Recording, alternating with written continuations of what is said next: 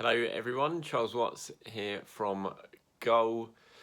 Hope you're all doing well on this strange morning, really, given what's going on around the country, around Europe, around the world, and given what Mr. Boris Johnson said last night, and what we might have to all be undertaking here over in England for the next God knows how many weeks, God knows how many months. Anyway, it's a strange feeling. Had to go out this morning after dropping the kids off at school and nursery, and was in town. It's just really bizarre. It's so quiet out there, and everyone who you do walk past, you hear talking about what's going on. It's impossible to avoid it, really. And it's just a strange feeling. I think I'm pretty sure being shared everywhere across the country in all the households at the moment, and it's no different here.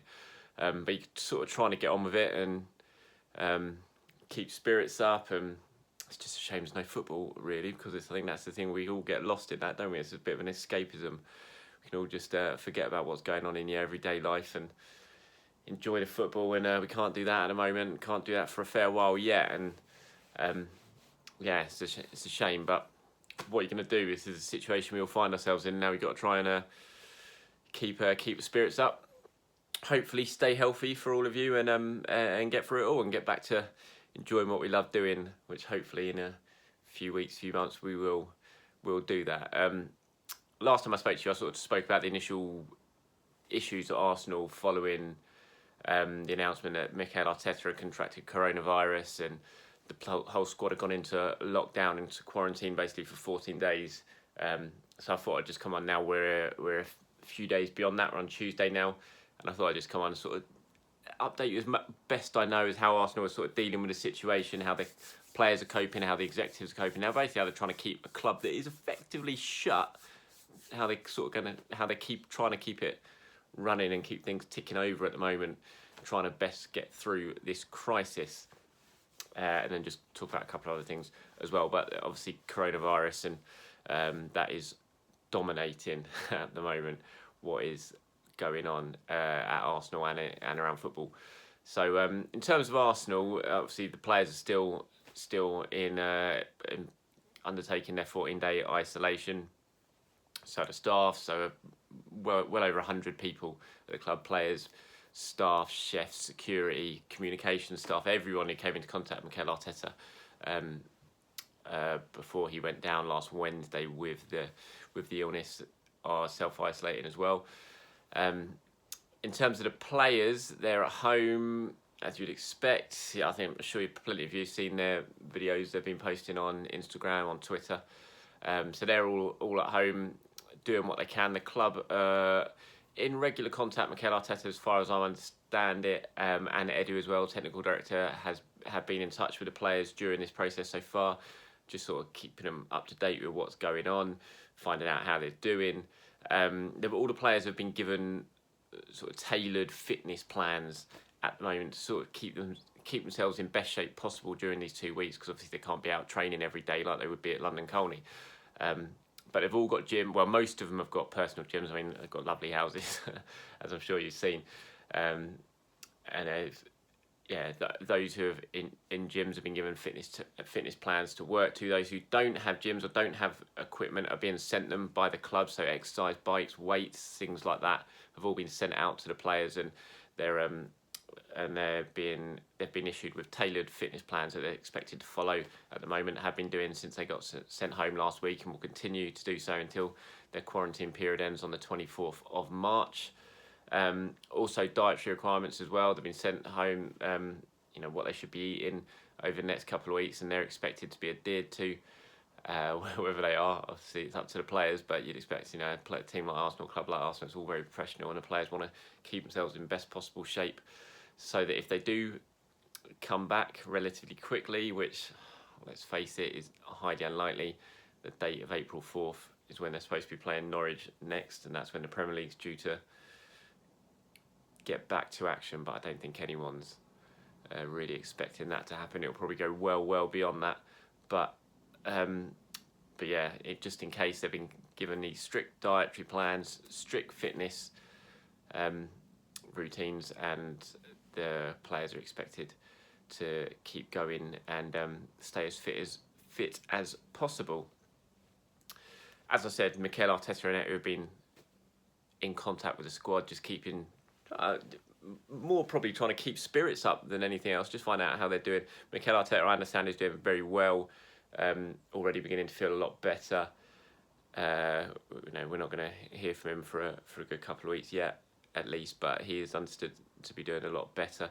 I'm not sure if anyone else has shown symptoms yet. Arsenal, understandably, reluctant to give out that sort of information at the moment, so we're not sure if anyone else has gone down with this since Arteta's diagnosis.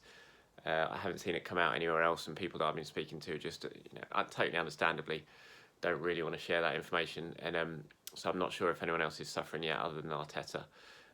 Whether we ever find that out, I don't know. Maybe we will, maybe we don't, but at the end of the day, I don't think that's the most important thing at the moment. I think the most important thing is everyone just getting together and trying to get through this as best as they can.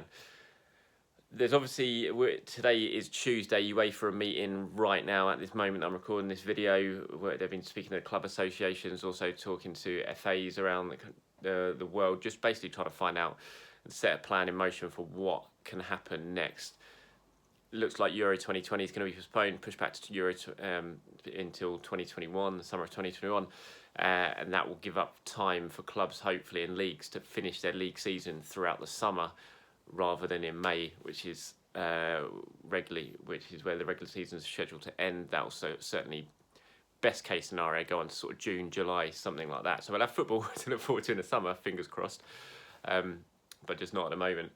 And Arsenal will be part of all that discussion. On Thursday, the Premier League going to meet. Raul Sanllehi and Vinay Venkatesham, they'll be taking part of that meeting for Arsenal, not in person but by conference calls, to discuss the best way forward for the Premier League in terms of, do we push back the date of April 4th, which I'm absolutely certain is going to have to be done, and then trying to work out what the plan of attack is in the summer. A lot of that depends on what UEFA determine today, and then if the Premier League and the other leagues across Europe will meet towards the end of the next week. So we might have a clearer outlook in terms of what the leagues are thinking for the summer and how they're going to get these seasons completed. I still think the best thing for everyone is to get the league season completed one way or the other.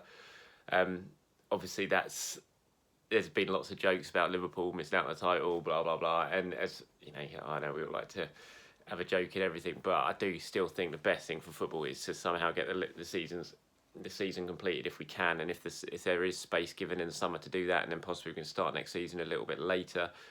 Or scrap the League Cup even, as I don't really want to do that, but just to get it all sorted. I do think they need to sort out this season, just because legally it's going to be an absolute minefield if they don't. Who goes down, who doesn't go down, who comes up, who doesn't go up. If you just declare it null and void, legally it's such a sensitive issue that I'm not sure they can. And so I wouldn't want the season just to finish now and people to finish where they are, that be taken as their final positions. I don't think that's right. I think you've got to see it through, and in the summer, and touch wood, if this situation eases, then they can do that, even if it's behind closed doors. Just get this season finished one way or the other, so that we know where we're starting from next season. I think for me that's the ideal situation. Hopefully we should know more than that. Like I said, the Premier League will meet and the Football League will be meeting at the end of this week, and Arsenal will be heavily involved in all of those discussions.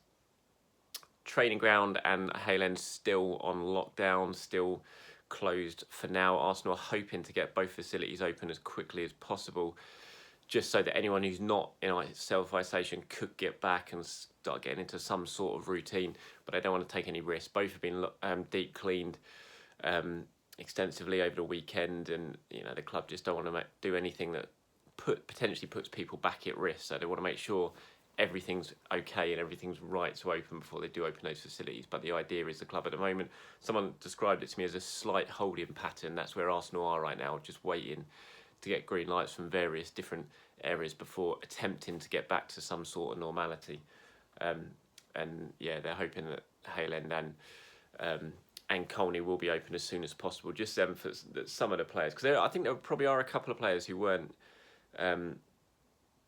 maybe in direct contact even if it's people like Callum Chambers, someone like that, who, you know, obviously injured at the moment, not gonna have make an impact on the squad, but could at least get back to Colney and start doing some of his rehab there with the equipment and things like that, rather, which will be better to do than at home. So Arsenal are looking to get both of those open as soon as possible. I think that sort of pretty much covers the coronavirus news. Just from where we are, I mean, it's a slow process, isn't it? I mean, it's just going to be this way. I think it's all up in the air what's going to happen. And but Arsenal, as I said, they're trying to get some sort of normality to proceedings, but not at all easy given the circumstances. Some good news for Arsenal outside of virus-related news was arrived yesterday in that Gary O'Driscoll, I suppose, technically linked to virus stuff because he's going to be heavily involved in it because he's a club doctor. But he is staying at Arsenal. It looked like he was going. He was going to go to Liverpool. Liverpool made him an offer a while ago. He was going to go. Arsenal had already started the process of finding a replacement, and Gary O'Driscoll was basically staying on, working through that until the replacement was found before he was going to go to Anfield. But he's had a change of heart. He's decided to stay. Personal and professional reasons. He's really excited by the future at Arsenal and the direction it's heading under Mikel Arteta, and he's really excited about the sort of environment that's being created there, and what it's like to just basically to work around there. And also his family are really settled in London, didn't really want to go make the move to Liverpool, so he's decided to stay, and that's really good news for Arsenal. He's very respected figure in the medical scene, been at the club an awful long time. Players like him, staff like him, and so they're obviously understandably delighted at how that has all sort of worked out for them. Liverpool, not so much. They thought they got their man. They were excited to get someone of his experience, his quality to Anfield, but not going to happen. So another little bit of a blow for Liverpool, but hey, I'm sure they'll be able to console themselves with a league title in a couple of months' time, maybe a little bit longer than they were expecting, but that's about it. So I think that's pretty much it. That's where we are at Arsenal right now. Sorry I can't bring you too much more news. It's just there's not much going on at the moment. We're all just waiting, playing the waiting game, to see if we can get football back going again as soon as possible. But at the moment, the message coming across is just stay safe, keep cleaning your hands, keep adhering to the government advice, and do your best to stop this thing in its tracks for as long as we possibly can, and to give the NHS as much help we can. If there are anyone watching this who does work for the NHS, anyone who's right on the front line of this thing, then my hat goes off to you, and good luck, and thank you for all the hard work you're doing now and you're going to be doing over the coming months just to try and keep this thing under control and to give us all the best chance of getting through it. So thank you very much for that. Thank you again for everyone watching my videos and leaving nice comments about it. Appreciate it. Shame really that I can't bring you more exciting ones at the moment, but this is all you're going to see really. Background of walls.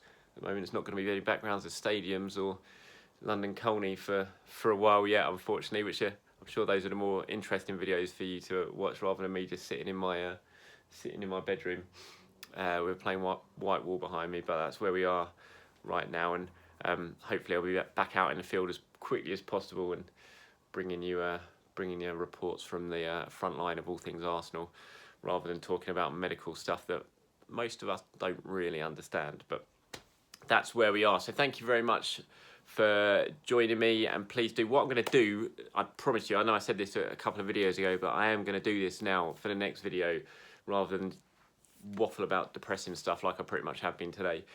I'm going to do a Q&A, so I'm going to sit down.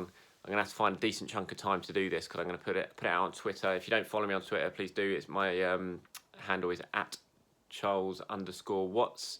I'm going to put out a question just for basically say fire questions my way and just reply to my tweet with any questions you want answered, and then I'm going to go through them, sit down and have a good old chat on this, talking and answering as best I can about all things Arsenal, not just about coronavirus but about everything, transfers for summer, all that sort of thing. Please do just send me questions or leave them in the comment box below here on YouTube, and I will gather them all together and I will sit down. I know I've said this before, but I will definitely do it. I'll sit down and we'll do a big Q&A and hopefully be much more interesting video than than this one that's just done. So until then, thank you very much once again for your time, and stay safe, everyone.